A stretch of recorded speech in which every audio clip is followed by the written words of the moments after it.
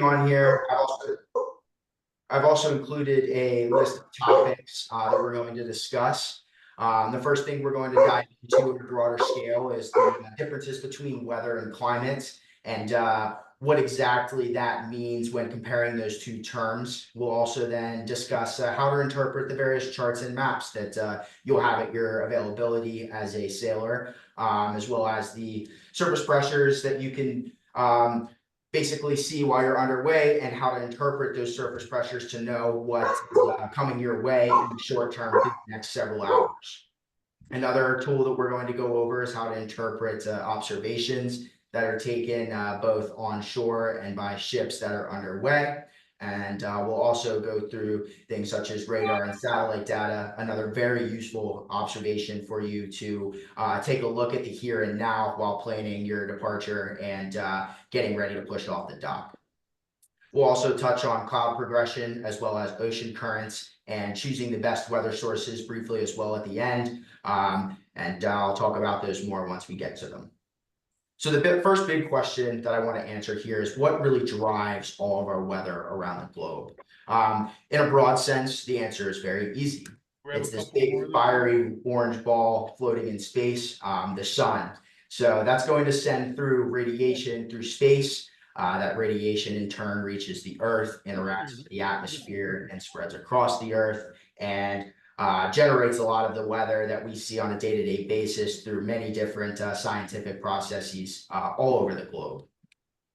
One of these scientific processes is the uneven distribution of that heating as that radiation reaches the Earth. As you can see here in this picture, the most direct energy reaches the equator, which is what makes the equator the warmest part of the globe, while less of that radiation reaches towards the poles. So we start to see the colder temperatures towards the north and south poles on our globe.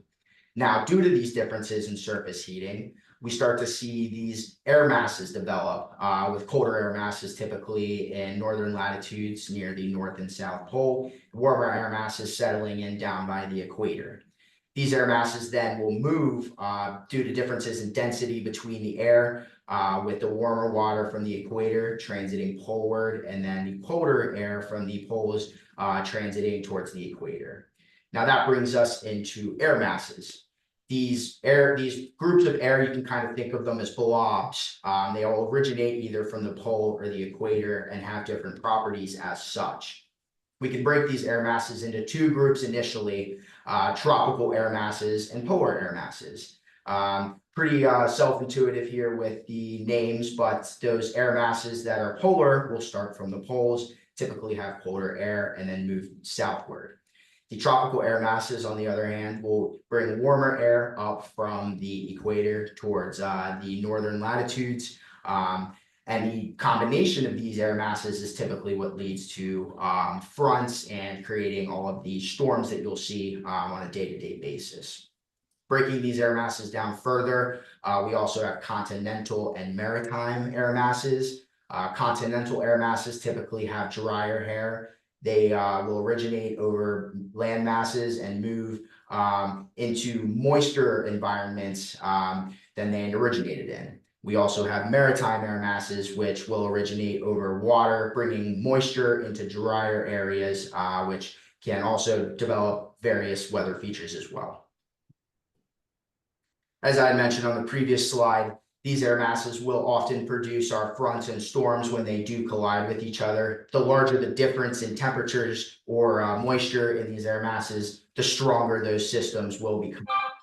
Those movement into and out of those air masses will also produce our weather when those temperature gradients and moisture gradients meet in one very small area.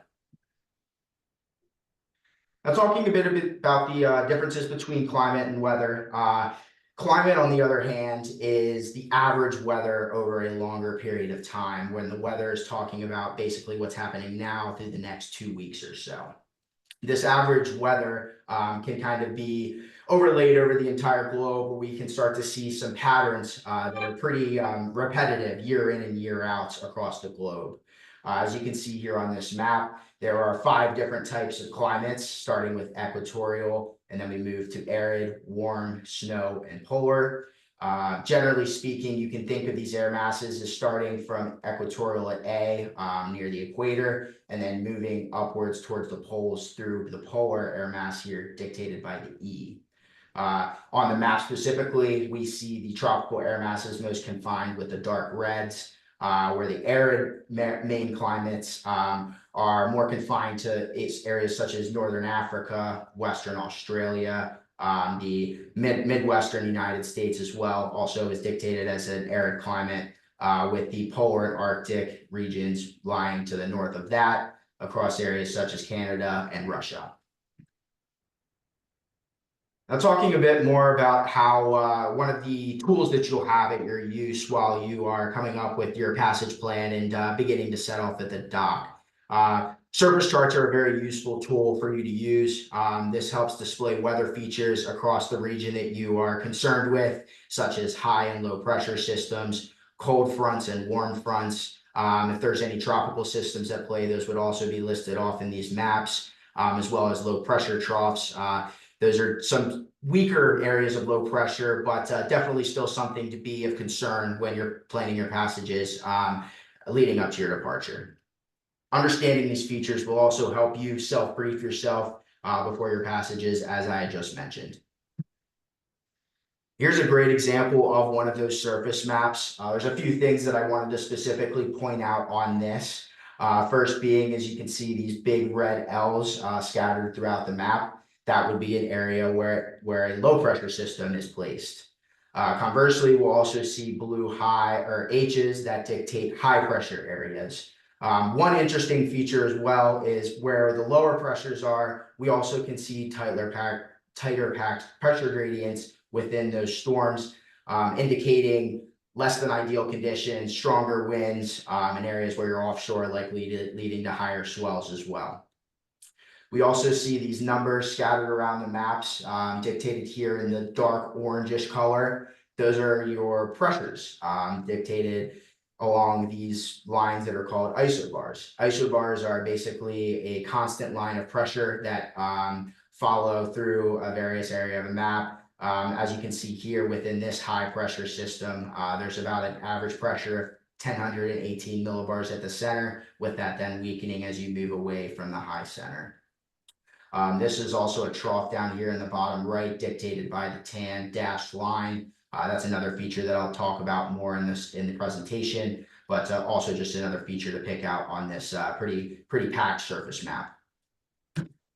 Now, talking about these features more specifically, high pressure, as I mentioned, dictated by the blue H's on those maps.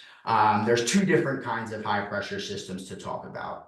The first of those is going to be our semi-permanent high pressures, such as the Azores High, which can often be found parked in the subtropical latitudes of the North Atlantic.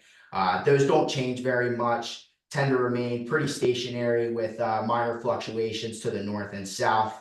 The second type of high pressure is the transient highs. These high pressures will often shift over great distances and merge with the more semi-permanent high pressures that are already out there in the environment. Within these high pressure systems, we also can expect winds to blow in a clockwise flow through the northern hemisphere. However, once you then go to the southern hemisphere, we'll see all of that flip. So you would have a counterclockwise flow within these high pressure systems. As I briefly touched in on the previous slide as well, these highs will tend calmer near the center where the pressure gradients are broader, with those pressure gradients then strengthening towards the outer edges of the high pressure systems where we tend to see higher winds because of that. And here's an example zoomed in on a surface map of one of those high pressure systems. You can see here the center of the high is indicated by a closed isobar of 1032 millibars surrounding that high pressure system, with high pressure then extending southwestward from southern Quebec down into the interior of the United States. Note that these isobars tend broad again in the center, with the strength of, or the packedness of the isobars becoming much more tight as you move away from the center of the high pressure. in those tighter pressure gradients that we see here over southeastern Ontario in this example, we'd expect higher winds, peak winds within this high pressure system for that matter. Moving on to the next feature, we also have low pressure systems. In a general sense, the deeper or stronger that these low pressure systems are, the more intense that the conditions will be that are associated with them, including thunderstorms and rainfall. These systems often come with a counterclockwise flow in the northern hemisphere, again, with that being flipped once you go to the southern hemisphere. So you can expect that this flow will remain pretty persistent within these systems throughout the course of their lives.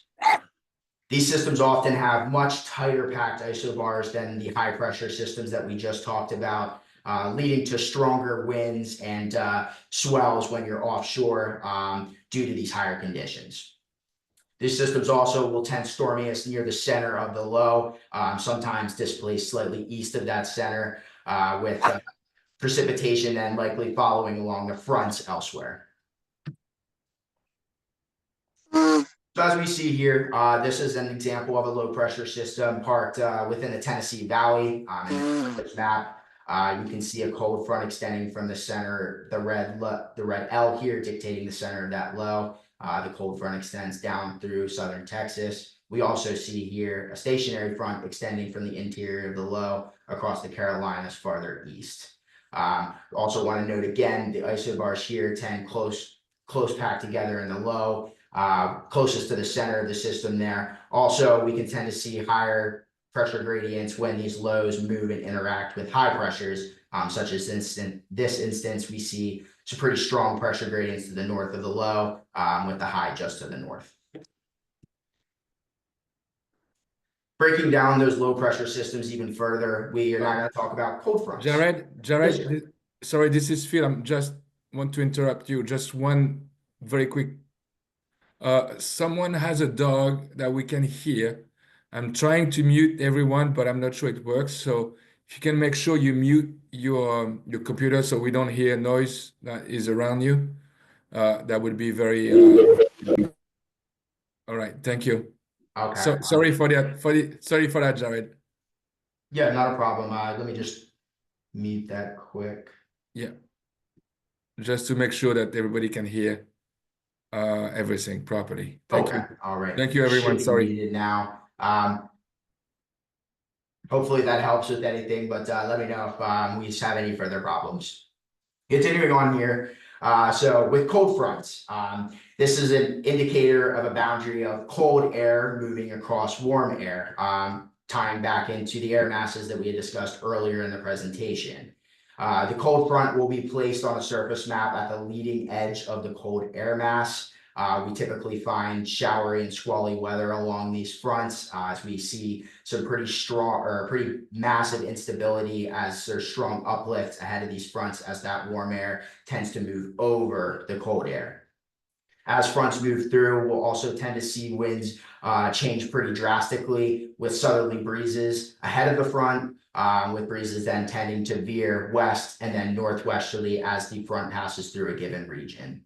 The strongest winds associated with cold fronts will tend directly along the front itself. However, we also can still see enhancements of winds behind the front in cases where a strong high pressure ridge does develop in its wake. So that's definitely also something to be well aware of.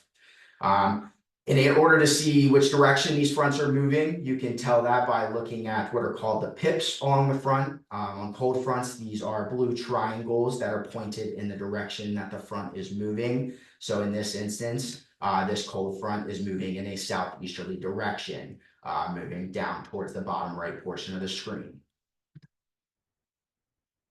So here's an example of a cold front on a surface analysis map. As you can see here, the front extends from southeastern New York, northern New Jersey, down through the western Carolinas. And dictated by these little blue pips here, we can tell that this front is moving in a southeastward fashion across the southeastern United States, will likely then continue across Florida and offshore the southeastern US. Now we're going to discuss a little bit about cold or warm fronts. Similarly, this is a leading edge of warm air moving into cold air, so it's just flipped from a cold front. However, the big difference between warm fronts and cold fronts is that precipitation tends to be less drastic. We see weaker systems that form along these boundaries with a more steady rainfall usually expected along cold fronts. This is due to the less drastic uplift that we'll see just with the nature of warm air moving underneath cold air and more stability in the atmosphere as these boundaries pass through. Furthermore, with warm fronts, we also tend to see humidity increase during their passages as warm, moist air is typically transported from the equator towards more northern latitudes. We'll also see winds tend to change with these as well, with northeasterly breezes shaping up ahead of the front, veering east and then southeasterly as the front moves across a given region.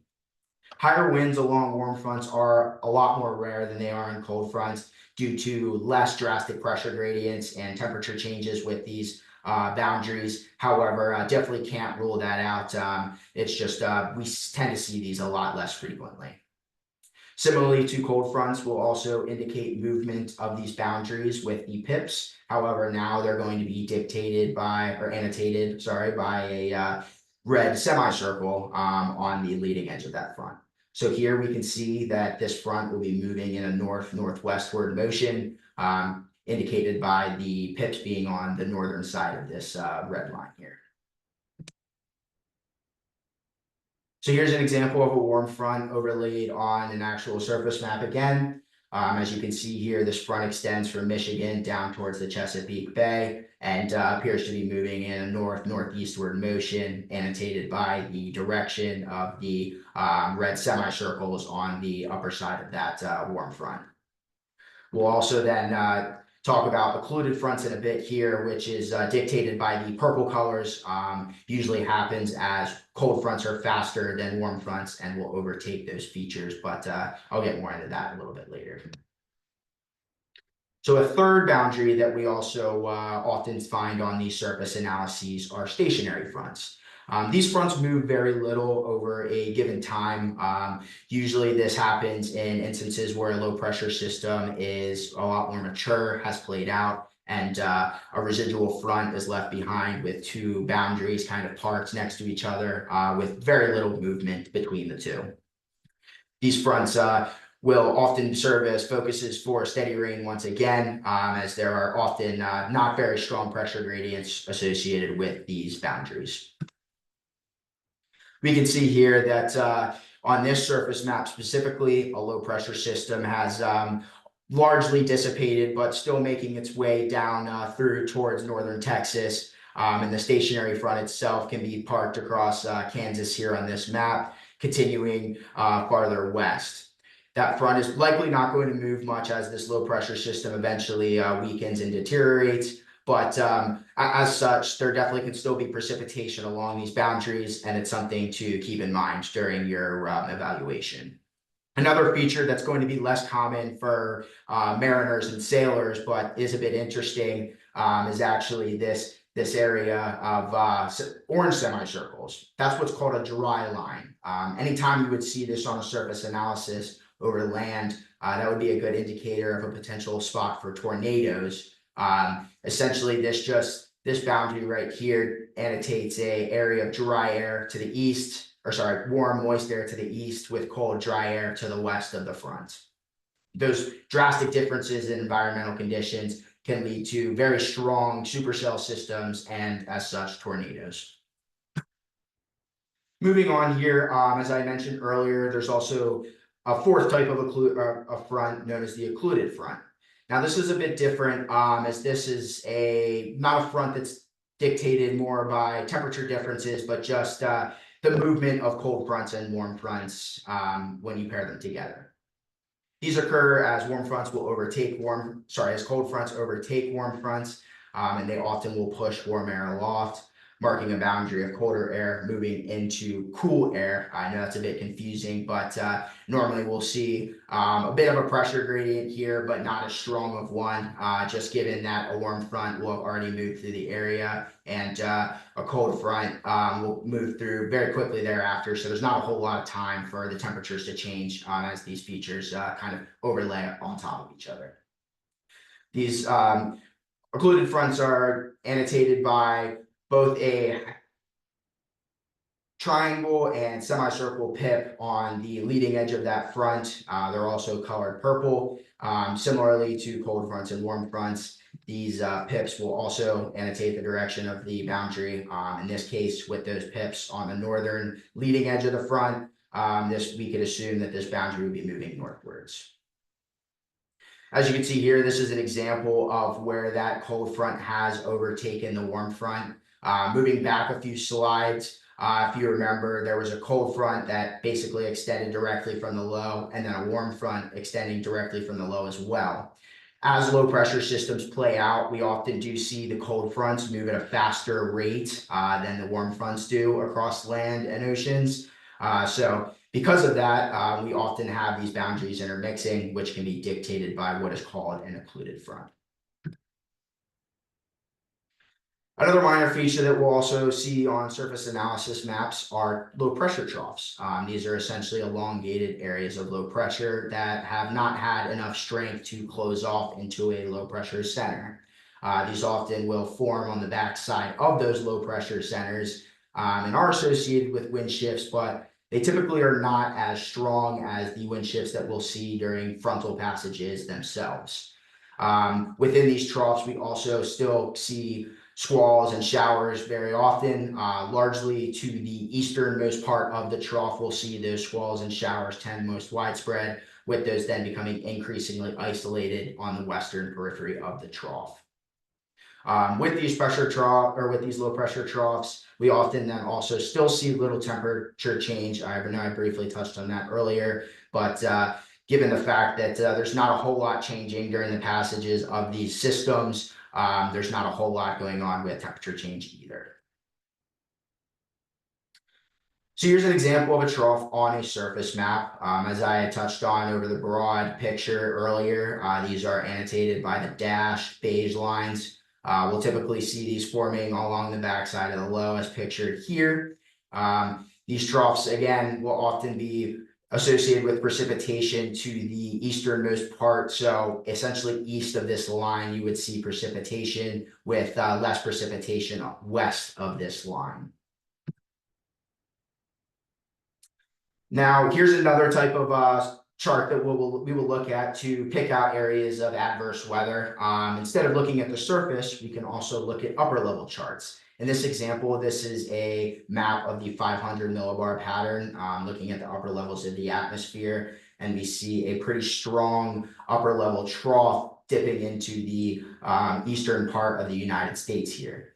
As meteorologists, this is a good indication that there's going to be stormier weather in this area of the country, whereas in this other areas farther west where we can see some upper level ridging, we expect the pattern to tend more benign as a whole. That being said, there are definitely exclusions to this, and upper level charts should certainly be used in conjunction with surface analysis maps when looking at the weather before your departure. Now, here's another useful tool that we tend to see when looking at surface maps, wind bars. So these will tell you observations at a given time at a certain location, with wind barbs in the northern hemisphere being annotated here. Now, along these wind barbs, we will see the barbs themselves along the kind of flagpole, so to speak, here, with half barbs indicating 5 knots. The full barbs indicate 10 knots, and then the whole flag itself down here indicates 50 knots. You'll tend to see the flags in stronger systems such as tropical cyclones and gales. However, outside of that, largely you'll be seeing more of the full and half barbs along your wind barbs when looking at the weather. These indicate the direction of the wind. So in this instance, along here on the top, we have a westerly wind. Basically, where the top of the flagpole is, that is where the wind is going to be blowing from. This is another one of those things that gets flipped whenever you're looking at the Southern Hemisphere. So essentially, if you were, making a trip from Australia to New Zealand and you were looking at wind barbs, a westerly wind would be annotated with the 10 and 5 knot wind bar along the bottom side of the flagpole, so to speak. So as you can see here along the bottom, this is an example of all three of those features being used with the 50 millibars flag up top, and then two 10 millibars, and then a 5 millibar barb along the bottom. Whenever you see multiple barbs, all you do is add them up together, and that'll give you the overall wind speed. So in this case, we see a southeasterly wind blowing up from the southeast at a speed of 75 knots or 86 miles an hour. Before we had the tools to read instantaneous breezes out in the here and now, sailors would often use what is known as the Beaufort scale. This is a bit of a broader scale, which gives a range of winds at a given point. So say you're underway and you don't know what the specific wind speed is, but you have a general idea of how strong it feels on your face. And the waves and the associated conditions around you, you might be able to pinpoint the conditions you're seeing by the Beaufort force. So this scale goes from Beaufort force 0 all the way up to Beaufort force 12. Beaufort force 12 would be in instances with stronger hurricanes. Basically that is the highest that this range goes to. So anything higher than 64 knots or 74 miles an hour would still be considered Beaufort scale, Beaufort force 12. So as you can kind of imagine, there's definitely some drawbacks with using this type of weather indicator, but as such, it's definitely still useful in cases where you don't have an actual instrument on board your vessel. Another one of the instruments that you will hopefully have on your vessel is a sea pressure barometer. So this will measure air pressure in millibars. Along here, you can see that it starts around 950 in this picture, increasing all the way up towards 1050 millibars along this specific barometer. This one also includes a bit of a cheat code in the inside, as we'll typically see fair weather within higher pressure, as I mentioned earlier, and then also indicates that a falling sea surface temperature would indicate a change in the overall weather with stormier, rainier conditions and lower pressures. There is a bit of a rule to this that definitely can be useful, but also taken with a grain of salt. The 1, 2, 3 rule. If pressure falls within 1 to 2 millibars over the course of 3 hours, you should use caution. That is an indication that there is change coming in the weather pattern, be it for better or worse. Definitely would be a good idea at that point to pull up the surface charts and make sure that you have everything in good order before you continue onwards in your transit. Looking even further, we have the 4, 5, 6 rule. This would be an even worse case scenario where you have pressure that's falling between 4 to 5 millibars over the course of 6 hours. We would expect more major changes to come in these instances with worsening weather, such as thunderstorms and very adverse conditions in the shorter term. Another great observation that we included here are buoy reports. These are great to use in particular along the coast where they are a lot more available to us. It's something that's becoming increasingly available each year, but buoys are worldwide just very sparsely located. They are often quality controlled, which is very good, meaning that the conditions that you're going to be reading off of these buoys are valid and good. In this instance, we see here this buoy to the south of Long Island in this picture gives a lot of information with it, such as the location to where the exact measurement was taken, the date of that measurement, the wind speeds at that instantaneous time. So here we see there was a west-southwesterly breeze at about 13.6 knots, even reading gusts up to 15.5 knots. They'll also indicate significant wave heights, as well as dominant and average wave periods. I'm not going to get into the specifics of those at this stage, but those are also very useful when detailing what's out there. While wave heights are a great indicator of how adverse the sea state is going to be, there's definitely a massive difference between a 10-foot wave at 6 seconds versus a 10-foot wave at a 20-second period. So that can give you a bit more insight as to if there's a wind-driven sea or groundswell out in the area that you're looking at. We'll also see here that the buoys will often read off atmospheric pressure, air temperature, dew point, and then water temperature as well. However, I also did want to note that all of these features are not taken at every single buoy around the world. So again, you have to use caution when reading these and making sure that you do have enough observations before you get underway to safely say that the forecast is holding. Here is an outlook of buoy details over many different times throughout the course of a day. Here we see that there weren't many drastic changes to the air pressure over the course of these readings, but just wanted to give you an indication that you also can see previous observations within these buoys. This would be a good way to look at how the weather has been changing over the last several hours prior to you taking off from the dock, and making sure that everything looks good to go before you get underway. Here we see a very stable, benign pattern. So without looking at anything else, I would assume that here we have some good sailing weather for the vessel to get underway with no major concerns on our end. Another type of observation that we have at our disposal are ship observations. These are definitely a lot less accurate when it comes to the reports that they give, as these are often entered in by real human beings. And as such, these people that are on these ships do have very, very hectic schedules. So unfortunately, I don't think that listing off the weather conditions is of their utmost importance at times.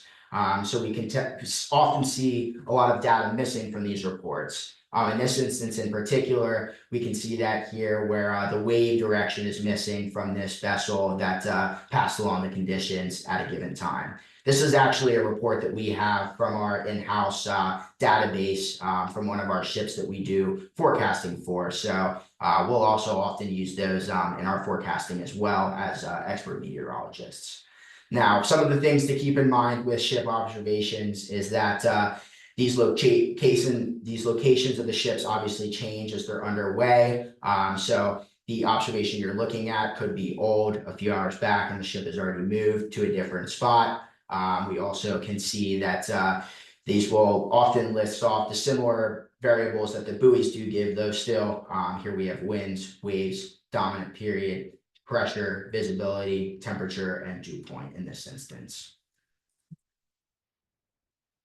Another observation that you may have at your disposal at any given time are satellite-derived winds. Now, these satellite-derived winds are known as ASCAT data, and they are derived from polar orbiting satellites in our atmosphere.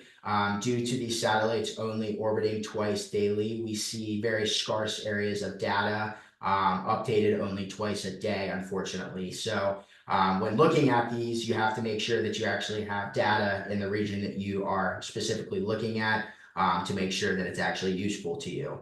Annotated in this picture, we can see that this scan had caught some winds in the western Gulf of Maine, as well as south of the Block Island and Long Island Sounds here, but farther east across Nova Scotia and to the south of there. The scan unfortunately did not reach that area, so we have no data. Finally, we also have radar observations that are great tools for you to use while underway, as well as looking at the weather onshore. These radar scans indicate precipitation over a given region. They are great at picking out the intensity of storms as well as which directions they are moving.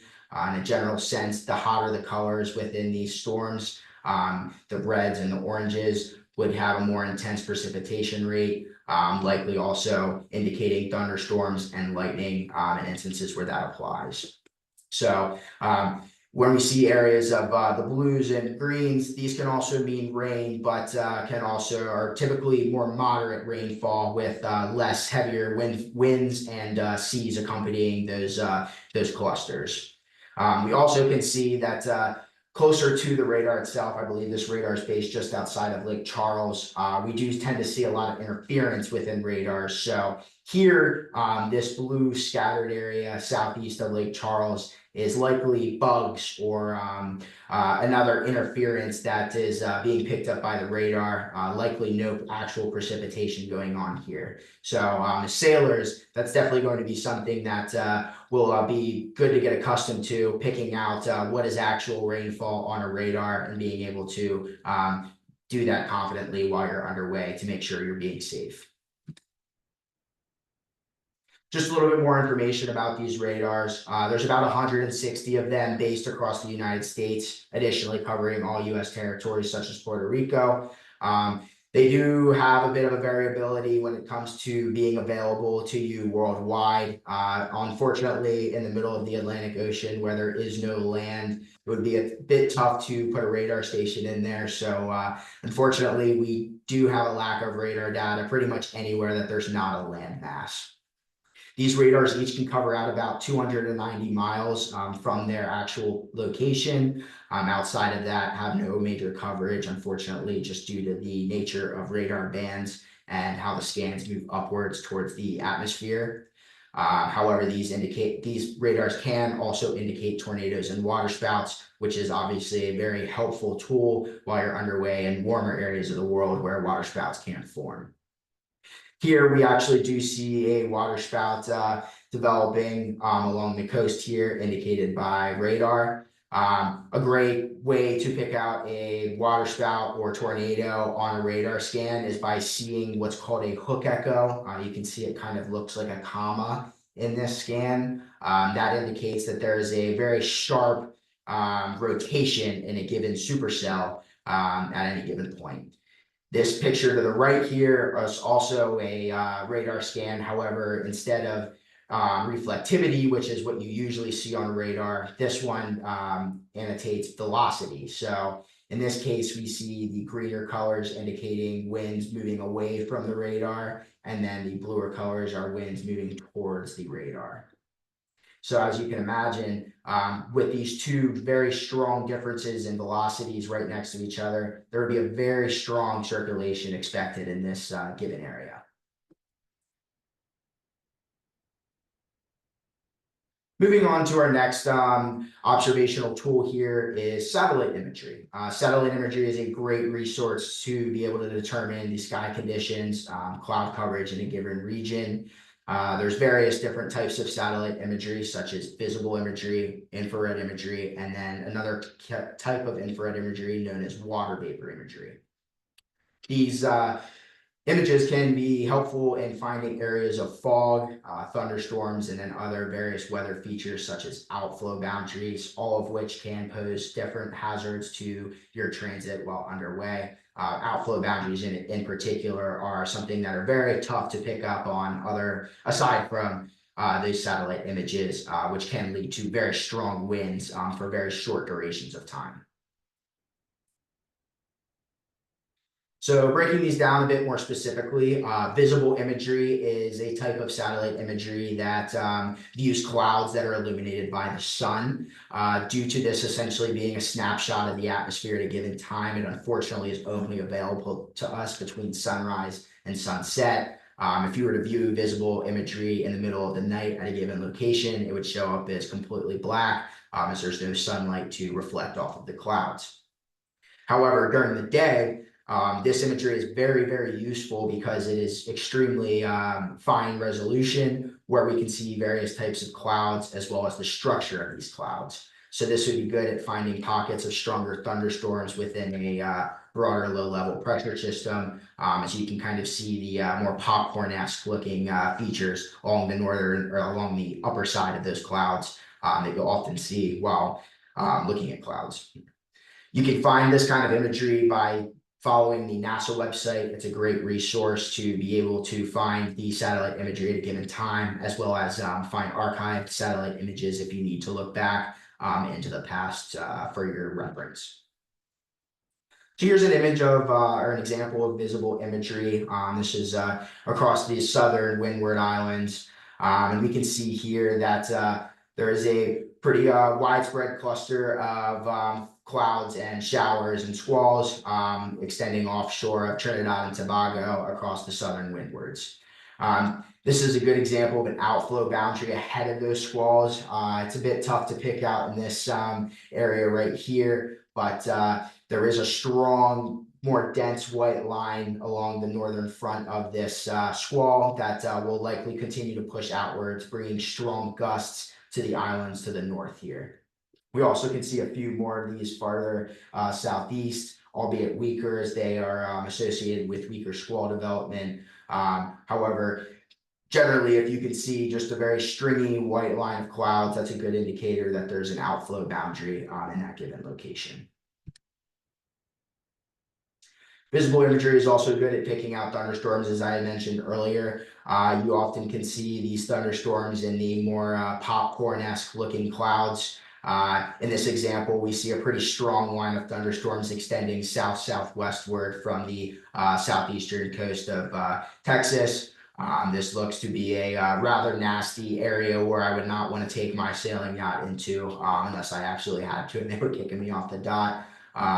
That being said, in this instance, where we see these higher, more convective cloud tops, we would expect stronger winds, as well as localized areas of higher wind-driven seas and lightning as well within those clouds.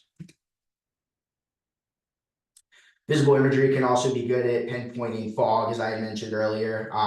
When looking at visible imagery, you can find fog by looking for the less white areas on the map. So in this specific image here, we have some more prudent white colors over western Nova Scotia, with then the grayer, less white color spreading southwest of Nova Scotia.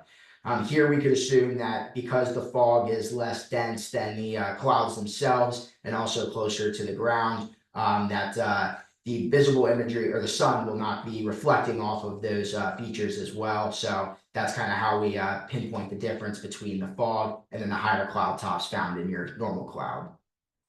We also can see the motion of these, the motion and deterioration of these fog banks by looking at visible imagery over a given point in time, which is also useful if you're looking to depart from anywhere that is prone to fog and want to get underway as soon as that clears out throughout the morning. So another kind of satellite imagery that we have is infrared imagery. The science behind this does work a bit differently. Fortunately, infrared imagery is available to us 24/7, as this instead measures the temperature of our clouds and their cloud tops. Unfortunately, because this system or this type of imagery is a lot less high resolution, it's a lot harder to see fine scale features within weather systems, such as the more popcorn-esque looking thunderstorms that we had just talked about previously. Another kind of infrared imagery that we'll talk about here in a few slides is water vapor imagery. Instead of measuring the temperature of the clouds themselves, that actually only uses a specific radiation and wavelength that is absorbed by water molecules, which can in turn let us look at how much water vapor is in the atmosphere at any given time. So here's an example of infrared imagery. As you can see here, thunderstorms are definitely at play over the easternmost Yucatan Peninsula, annotated by these warmer colors. In infrared imagery, it's definitely a bit confusing because warmer colors on the map actually dictate colder cloud tops. But essentially, the easiest way that I think about it is just like radar imagery, the warmer and scarier looking the colors on the map, the stronger the system is going to be as a whole.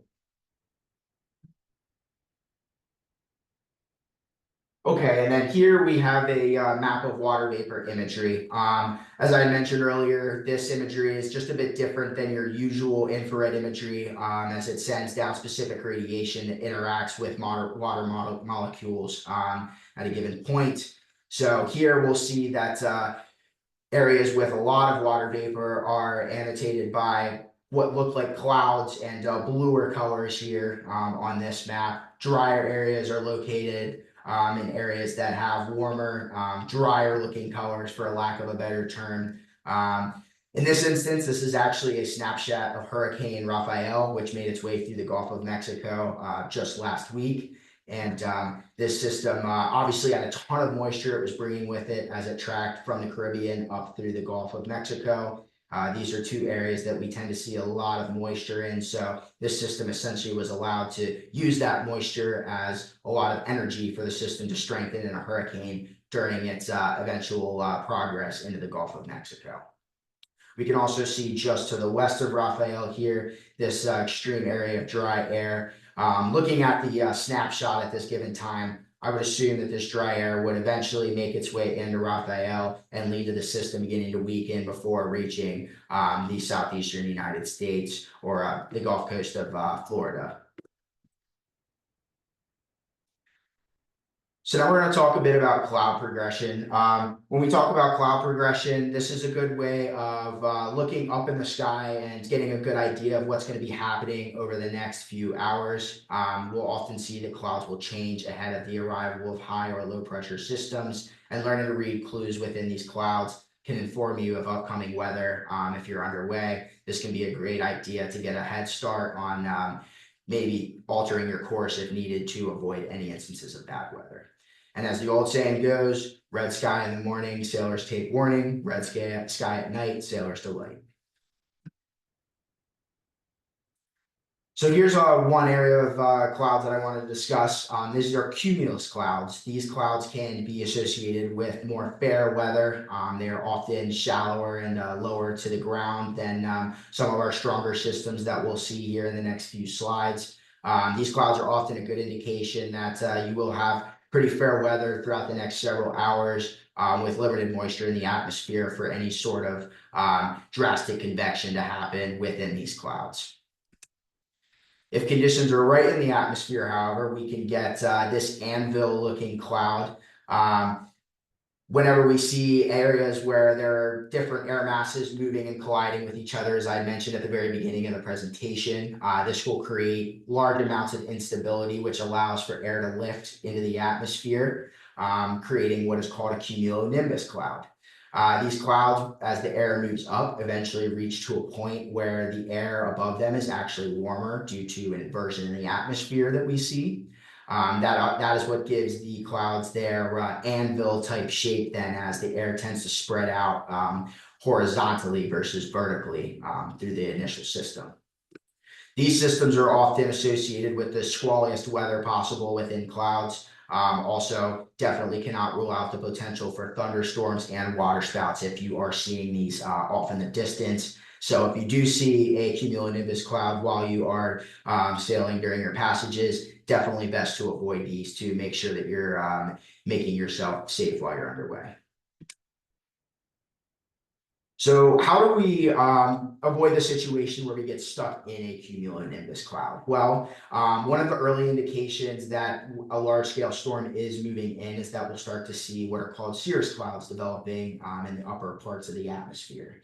These are clouds that are actually formed by ice crystals due to the extreme cold temperatures where they form.